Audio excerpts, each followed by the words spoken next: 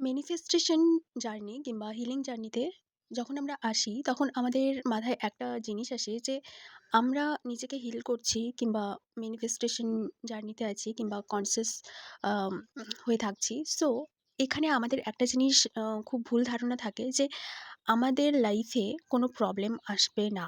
So এটা ভুল কথা যে আমরা হিলিং জার্নিতে আছি কিংবা ম্যানিফেস্টেশন জার্নিতে আছি তো কোনো প্রবলেম আসবে না। এটা একদমই ভুল।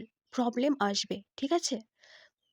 কিন্তু ব্যাপারটা হচ্ছে এখানে যে প্রবলেমগুলোকে আমরা কতটা ভালো করে হ্যান্ডেল করতে পারছি অ্যান্ড যে সিচুয়েশনটা ক্রিয়েট হচ্ছে সেই সিচুয়েশন কিংবা সেই যে খারাপ একটা ইমোশন সেখানে আমরা কতটা থাকতে পারছি।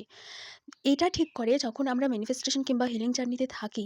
Sorry, manifestation and healing different, but healing না করলে ম্যানিফেস্টেশন পসিবল না। সো হিলিং জার্নিতে যখনই আমরা থাকি তখন একটা জিনিস আমাদের খুব ভালো করে আমরা নিজেরা রিয়ালাইজ করি যে যে কোনো খারাপ পরিস্থিতি যত খারাপ থেকে খারাপ পরিস্থিতি আসুক না কেন আমরা নিজেরা নিজেদের হ্যান্ডেল করতে শিখে যাই। ঠিক আছে?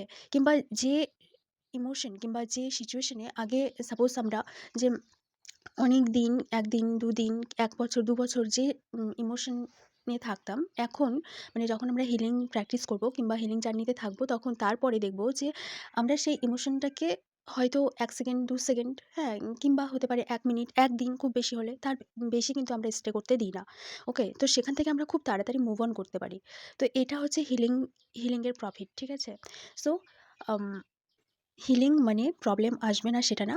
হিলিং মানে হচ্ছে যে আমরা সেই সিচুয়েশনটাকে কত ভালোভাবে হ্যান্ডেল করতে পারছি। ঠিক আছে? কতটা রেসপনসিবিলিটি নিতে পারছি অ্যান্ড কতটা ভালো করে ডিল করতে পারছি। সো আজকের জন্য এইটুকু। দেখা হচ্ছে পরের ভিডিওতে। ভিডিওটি ভালো লাগলে অবশ্যই লাইক, কমেন্ট, সাবস্ক্রাইব করো। আর টেলিগ্রাম চ্যানেলের লিঙ্ক দেওয়া আছে। চাইলে তোমরা জয়েন্ট হতে পারো।